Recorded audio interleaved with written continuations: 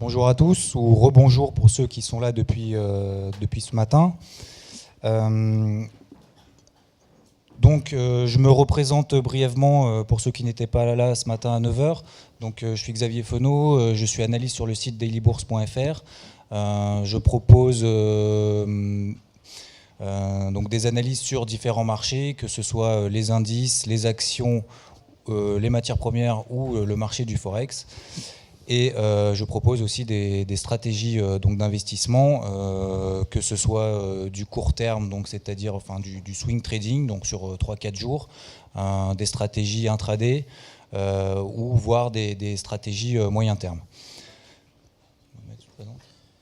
Je me représente, Mohamed Saïdi, je gère Dailybourse avec Xavier depuis quelques années et je m'occupe particulièrement des portefeuilles actions Dailybourse et accessoirement depuis 2 ans des portefeuilles Forex, avec des positions swing sur plusieurs semaines avec des positions avec des effets de levier assez réduits, donc entre 1 et 10. Et j'anime parallèlement les forums. Sur Dailybourse où on a un trafic qui est assez conséquent. Voilà. Les 30 minutes vont s'articuler de la manière suivante. On va expliquer pour les personnes qui ne connaissent pas trop ce marché, qu'est-ce que le Forex de manière très rapide, pourquoi est-ce qu'il est intéressant de trader le Forex, ce qu'il faut faire et ne pas faire, parce qu'on a quand même une certaine expérience, que ce soit en termes d'analyse ou en termes de trading. On fait des bonnes choses, mais on en a fait aussi de mauvaises, voire de très mauvaises. Ça va peut-être vous permettre d'éviter de faire ce genre d'erreurs si vous commencez à trader le Forex dans les prochains jours ou prochaines semaines, ou si c'est déjà le cas. On va donner quelques exemples de statistiques macroéconomiques pour faire un cas concret. Et si on a le temps, je l'espère, faire des perspectives sur 3 paires majeures, sur peut-être 3-4 jours ou 2 semaines. En ce moment, c'est quand même très compliqué avec toutes les annonces qu'on a vis-à-vis des banques centrales. C'est vrai que c'est bien d'avoir un avis.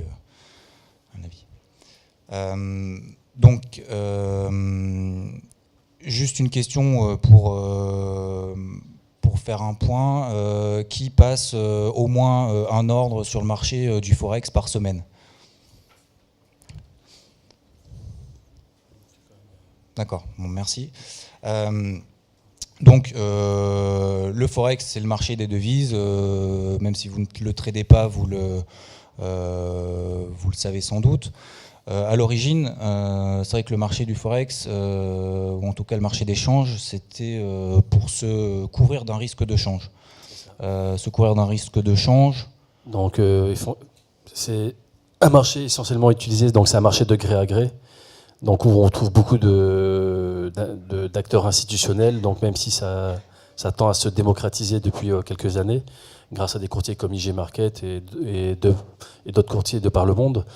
Les échanges journaliers sur le Forex sont d'après le dernier rapport de la Banque des règlements internationaux qui est sorti il y a quelques semaines, 5300 milliards de dollars par jour. Ça représente plusieurs fois le PIB mondial traité sur les marchés d'échange. Et la part de marché du dollar représente environ 60%. Et la place de Londres capte environ 41% des transactions sur sa place. C'est un marché d'abord institutionnel qui comme le démontre votre présence aujourd'hui, qui a tendance à se démocratiser. On a de plus en plus d'investisseurs individuels présents sur le marché. Le marché d'échange, concernant les entreprises, elles viennent se couvrir par rapport à pour couvrir notamment lorsqu'elles le vendent à l'exportation. On a un exemple symptomatique, c'est EADS. La variation de change du dollar contre l'euro, c'est 10 centimes, c'est 1 milliard d'euros sur le résultat d'exploitation. Ça veut dire si effectivement l'euro-dollar passe de 1,30 à 1,40, EADS perd 1 milliard. Ça vient amputer son résultat d'exploitation d'1 milliard d'euros. D'où des mouvements. Comment expliquer ça ? D'où des stratégies décidées par la direction d'implanter des sites de production aux États-Unis ou en Chine. Donc c'est pour contrer justement les effets dévastateurs des mouvements trop abrupts sur les marchés d'échange, notamment l'euro-dollar pour certaines compagnies. Donc ça, c'était effectivement à l'origine.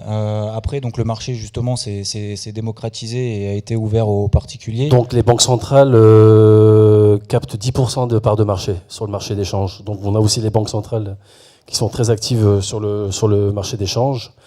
Et ensuite, vous avez les banques qui travaillent notamment pour compte propre, qui représentent également une part de marché significative. Et là, ce qu'on observe, c'est la montée en puissance des particuliers sur le marché d'échange, certainement liée à la réglementation de plus en plus difficile sur les marchés boursiers traditionnels, comme on a pu voir en Europe, où les volumes se sont effondrés. Donc vous avez beaucoup de gens qui recherchent la performance et vont sur des marchés plus volatiles. Donc, et on les retrouve essentiellement sur le marché d'échange. Donc voilà, les marchés donc du coup maintenant sont ouverts aux particuliers, donc vous avez la possibilité de trader le forex notamment via IG pour différentes raisons. Déjà tout simplement, ne serait-ce que pour avoir les cotations, pour des raisons de connaissance. Pourquoi si je veux trader le CAC 40, est-ce que je devrais connaître le taux de change de l'euro-dollar? On l'a vu il y a à peu près 2-3 semaines. L'euro-dollar était à peu près à 1,38. Et c'est à ce moment-là que les opérateurs, les investisseurs, en tout cas les marchés de manière générale, ont commencé à se poser la question est-ce que la BCE va intervenir si l'euro-dollar continue de grimper au-dessus de 1,40, voire 1,50, voire 1,60 ? Les conséquences d'un euro fort, notamment par rapport au dollar, pour reprendre cet exemple-là, c'est les conséquences, donc, comme on l'a vu, sur les entreprises. Une entreprise qui en France, ou en zone euro en tout cas, qui exporte aux États-Unis, un euro fort les défavorise. C'est le cas par exemple au Japon. Ça c'est un exemple concret qui s'est passé il y a à peu près plusieurs mois. Le yen était beaucoup trop fort. La BOJ, donc la banque du Japon, a dû intervenir pour faire chuter le cours du yen, et ce pour relancer la compétitivité de ces entreprises à l'exportation. Après, bon, on n'est pas là pour analyser si ça va fonctionner ou pas, ou si voilà, la stratégie de la BOJ va capoter. Mais en tout cas, ça a une influence du coup sur les marchés. Vis-à-vis voilà, des réactions des banques centrales. Parce que si la BCE intervient sur les marchés, que ça soit via une baisse des taux, ou un nouveau LTRO, ou des taux d'intérêt négatifs sur les dépôts des banques auprès de la BCE, ça va avoir un impact directement sur le marché action, donc sur votre position sur le CAC 40. Voilà, déjà c'est la première chose, c'est ne serait-ce que pour comprendre pourquoi est-ce qu'on a des mouvements sur des sous-jacents, en tout cas des mouvements indirects sur des sous-jacents, notamment sur le Forex. Le Forex vous permet aussi de diversifier, dynamiser votre portefeuille. Dynamiser votre portefeuille, on voit que depuis un mois, le CAC 40, il est entre 4230 et 4300. On n'arrive pas à en sortir, on en sortira forcément un jour, je ne sais pas si c'est la semaine prochaine ou dans 3 mois, enfin, j'espère que ça sera avant. Mais ça permet de bénéficier d'autres opportunités, notamment parce que vous avez bénéficié également d'un effet de levier plus conséquent. Sur le marché du Forex, notamment, vous pouvez aller jusqu'à un effet de levier 100. Bon, on va voir tout à l'heure, je ne vous conseille pas de commencer le Forex avec un effet de levier 100.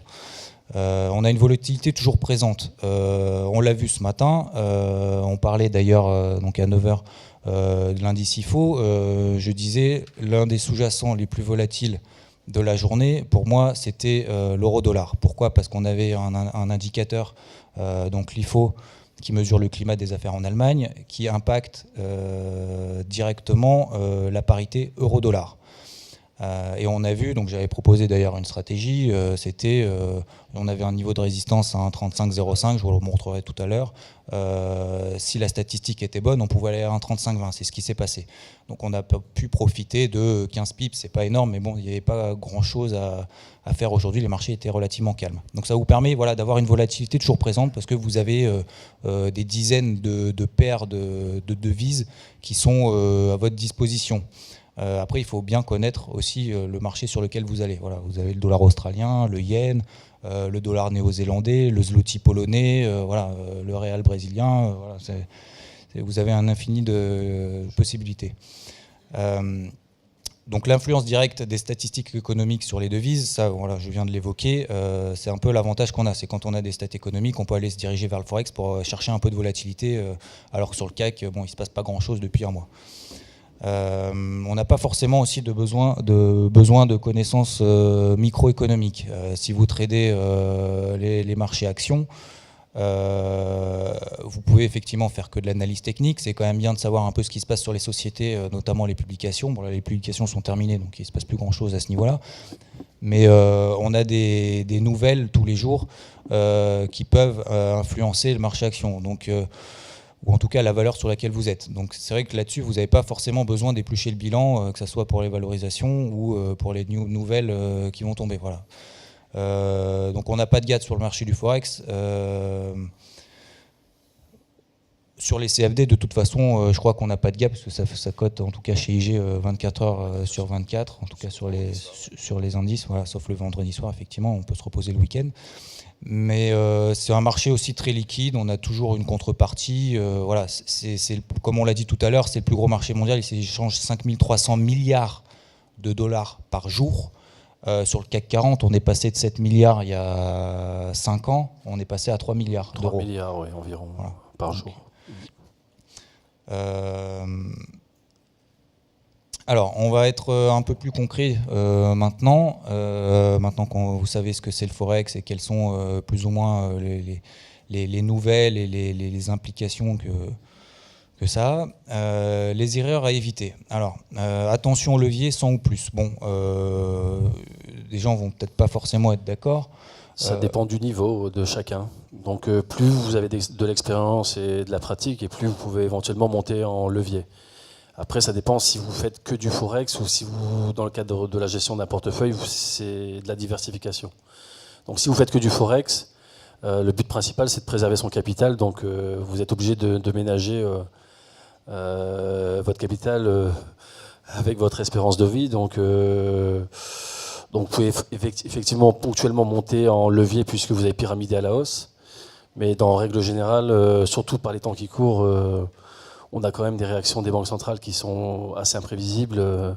Limiter le levier, ça permet au moins de protéger son capital tout en cherchant la performance. Oui, et puis en plus, le fait d'utiliser beaucoup d'effets de levier, vous allez voir que, ça a peut-être déjà été le cas pour certains, mais votre stress va augmenter, votre effet psychologique va influencer votre stratégie de trading initiale et vous allez faire n'importe quoi. Vous allez peut-être même faire l'inverse de ce que vous avez voulu faire à la base, ou en tout cas votre stratégie initiale. Donc le fait d'avoir au moins de commencer par un effet de levier faible, ça vous permettra de réellement déjà comprendre comment ça fonctionne, d'affiner votre stratégie d'investissement et de ne pas être dépendant de votre effet psychologique. Bon, ça, après, c'est le money management, je pense qu'on en parlera tout à l'heure. Les erreurs à éviter aussi, dans la mesure où on a énormément de sous-jacents à trader sur le Forex, ça ne sert à rien de trop se diversifier. Il vaut mieux en comprendre 2, 3, 4, 5 maximum. Si vous allez vous trader 10 paires de devises, 10 parités en même temps, vous allez peut-être être à contresens d'une parité sur l'autre. Par exemple, il faut se poser la question, si vous êtes long sur l'euro-dollar, est-ce qu'il est judicieux d'être short sur la livre sterling contre le dollar si on privilégie de jouer une statistique, par exemple, sur les minutes du FOMC mercredi dernier. Voilà. Si on a un impact sur le dollar, l'euro, le dollar et la livre sterling contre le dollar vont avoir à court terme exactement la même variation. Donc c'est pas forcément judicieux de trop s'éparpiller. À faire absolument, alors bon, ça on en a déjà parlé un peu ce matin, l'agenda des statistiques macroéconomiques. Si vous faites du Forex, il faut l'avoir. C'est-à-dire tous les matins, si vous tradez tous les jours, ou si vous tradez par exemple lundi prochain, il faut que vous ayez en tête l'agenda du jour, parce que toutes les statistiques qui vont être liées à la zone économique sur laquelle vous allez être placé, si vous êtes par exemple sur la livre sterling contre le dollar, si vous avez le niveau d'inflation au Royaume-Uni, à 10h30, et que vous n'avez pas cette information-là, à 10h25, vous allez dire « Ah tiens, j'ai un signal qui est validé », et 5 minutes après, vous n'allez pas comprendre pourquoi est-ce que la parité a décalé de 100 pips d'un coup. Donc ça, c'est quand même relativement important, parce que voilà, les statistiques macroéconomiques ont une influence directe sur les parités, d'autant plus qu'actuellement, on est en train de... Les marchés sont très dépendants de l'intervention des banques centrales qui dépendent des statistiques macroéconomiques, notamment aux États-Unis. Donc si vous avez un taux de chômage aux États-Unis qui est plus élevé que prévu, ça va avoir un impact directement sur le dollar. Voilà. Donc c'est indispensable d'avoir un calendrier macroéconomique à jour avant de commencer sa journée de trading. Après,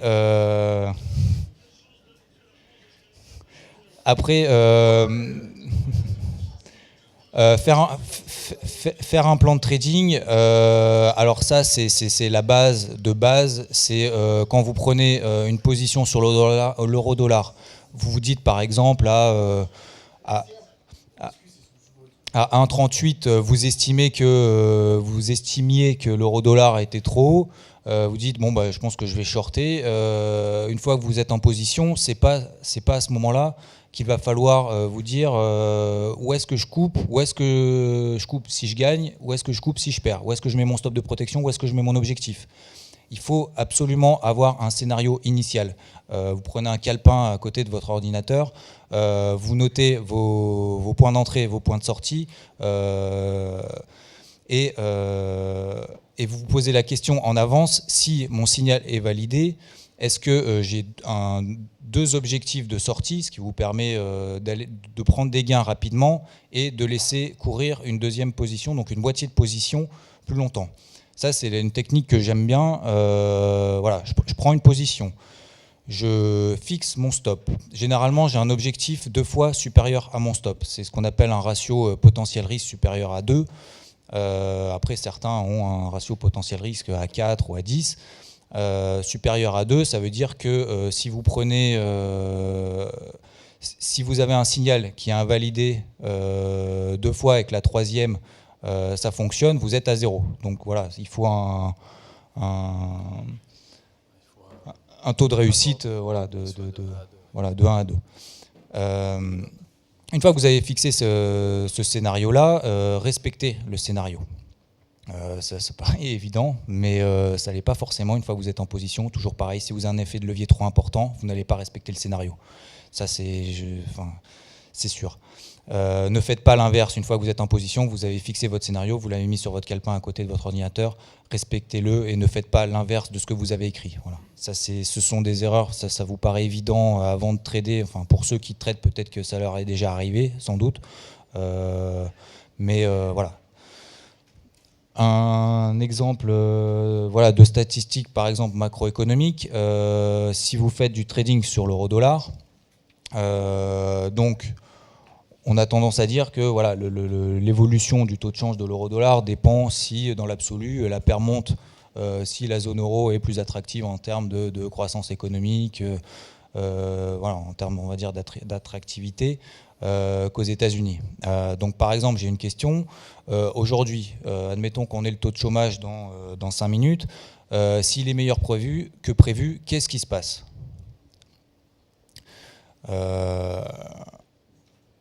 Sachant qu'en plus, on a l'intervention, voilà, l'influence des banques centrales qui accentue en plus le mouvement sur la parité.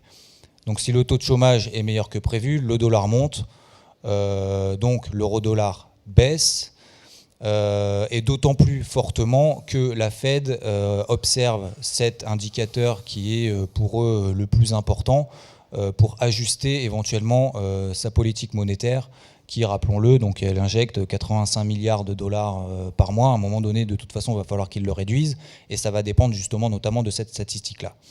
Donc faites bien attention aux statistiques économiques encore une fois. On peut faire, on a le temps de faire 3 paires majeures. Oui. 3 minutes sur une paire.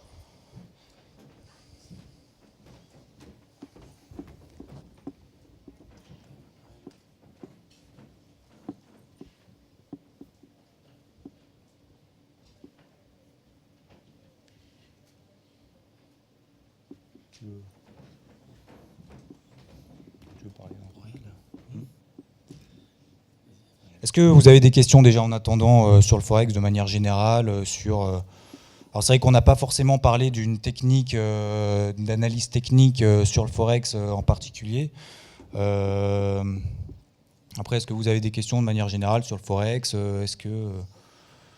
Des questions donc par rapport au Forex, donc des questions pratiques, des questions. Ouais. Oui. Personne. Oui, on doit relancer la plateforme. Oui. Bon, sinon on clôture. Ouais. On est 17h40. Donc, les paires principales qui sont scrutées par la plupart des investisseurs Forex actuellement, on a le dollar yen. Donc, il y a eu la réunion de la BOJ hier. Donc, la BOJ qui confirme son soutien monétaire. Des exportations toujours en berne, malgré la chute du yen depuis quasiment 13 mois on va dire. Donc un renchérissement du coût des importations. Donc il y a la BOJ qui tentait d'agir davantage et c'est pour ça qu'on a assisté à un affaiblissement du yen et on est monté à 101,40 contre le dollar et il y a de fortes probabilités pour que la glissade du yen se poursuive dans les prochaines semaines, d'autant plus qu'il y a le QE qui est menacé d'être réduit progressivement. Donc on a le dollar yen. Ensuite, l'euro-dollar. Donc l'euro-dollar, la problématique à court terme, c'est la déflation. Donc ça a mis un coup d'arrêt à la hausse de l'euro, puisque on assistait depuis quelques mois à des sorties de statistiques en zone euro en amélioration, des problèmes dans certains pays comme l'Espagne, l'Italie, l'Irlande en voie de résolution très lente mais palpable. Donc du coup, on avait l'euro qui avait même... certains analystes pensaient que c'était un peu le cas, qu'on avait l'euro qui retrouvait un statut de valeur refuge. Donc on est monté à un 38,20 avant les chiffres sur l'inflation. Donc il y a l'euro qui reste quand même sur une tendance haussière moyen terme, même si il faudra analyser en détail les publications de statistiques, notamment sur le front de l'inflation, dans les prochaines semaines. Et ensuite, on a le câble. Donc je te laisse finir avec le câble. Donc là, pourquoi l'euro-dollar remonte de 1,34 à un 35,50 là ? Donc là, c'est lié à la Fed, puisque... c'est lié à la Fed, non, pas forcément. C'est certainement là depuis 24 heures. Donc le rebond, il n'y a pas de raison particulière. Donc il y a toujours les risques de déflation en zone euro. Donc c'est plutôt baissier.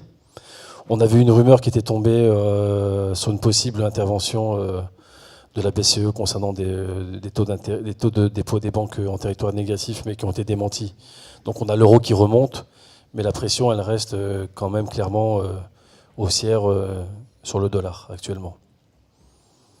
Voilà. Donc on peut parler du câble, Xavier, si tu veux. Donc sur le câble, on est remonté quasiment au plus haut, là, vers 1,62.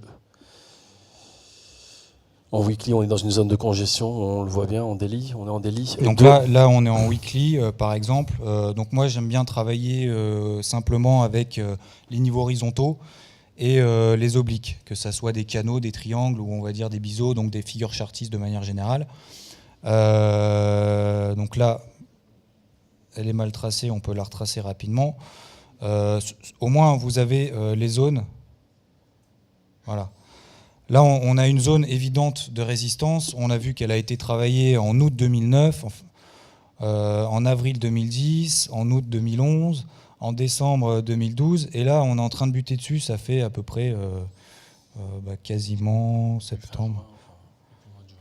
Ouais, depuis septembre à peu près.